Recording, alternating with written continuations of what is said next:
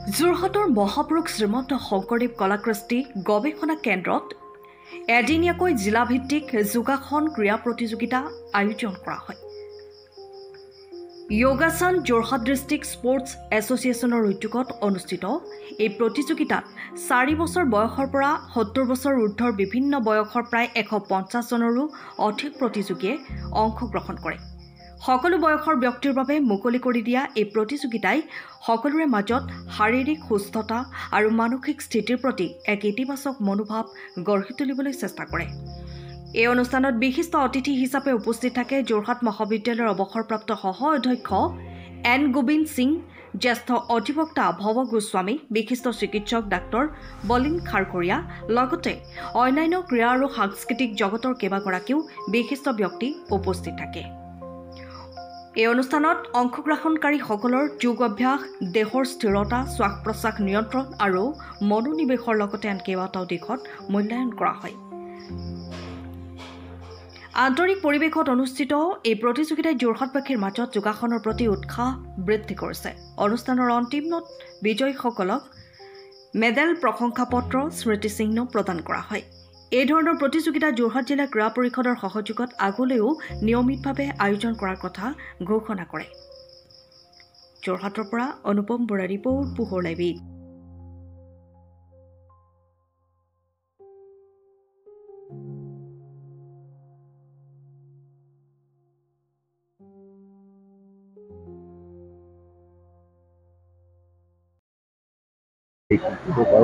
যোগৰ যোগেদি আমাৰ শৰীৰ আৰু মন দুয়োটাই ভাল কৰিব পাৰি।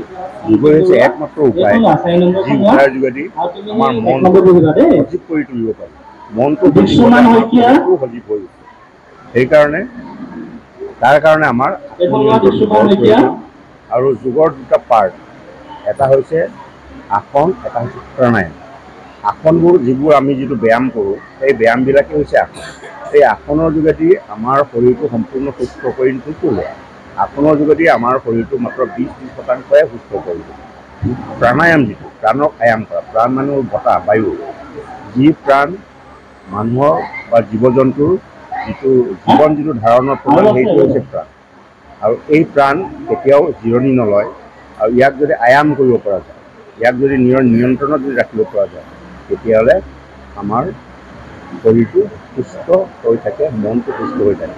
মনটো যেতিয়া সুস্থ হ'ব, শৰীৰটো সুস্থ হ'ব, তেতিয়া আমাক বেমাৰৰ বিভিন্ন ক্ৰিয়াই এই জিলা ভিত্তিত আমাৰ এই যোগাসন ক্ৰীড়া প্ৰতিযোগিতা আমি আৰম্ভ কৰিছোঁ আজি।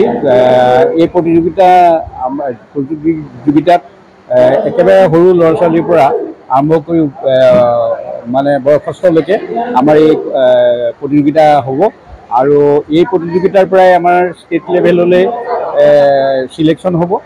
আৰু চিলেকশ্যন ষ্টেট লেভেলত হোৱাৰ পিছত এই ৰাষ্ট্ৰীয় পৰ্যায়লৈকে মানে চিলেকশ্যন হ'ব।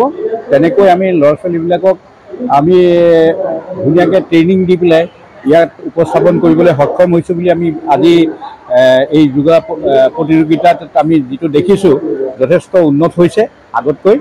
আৰু তেওঁলোকে ভৱিষ্যতে আমাৰ অলিম্পিক 2036ত যিহেতু ভাৰতবৰ্ষত হ'ব আৰু যোগাসন ক্ৰীড়াটো আমাৰ অলিম্পিকত অন্তৰ্ভুক্ত হ'ব, তেতিয়া তেওঁলোকে ভাল প্ৰদৰ্শন দেখাব পাৰিব বুলি আশা কৰি পেলাই আমি সহযোগে সকলোৱে আমাৰ উচ্চাকাংক্ষী আৰু আমাক সহায় কৰা সকলোৱে আহি আমাক কৈছে।